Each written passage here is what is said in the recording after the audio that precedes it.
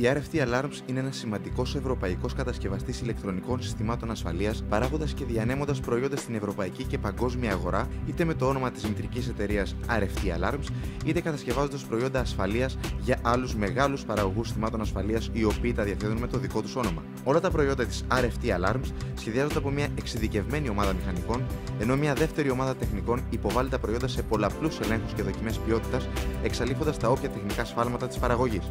Οι δοκιμές αυτές περιλαμβάνουν αναλογικό και ψηφιακό έλεγχο, έλεγχο σε χαμηλές και υψηλές συχνότητες, καθώς επίσης και σε έλεγχο ραδιοσυχνοτήτων.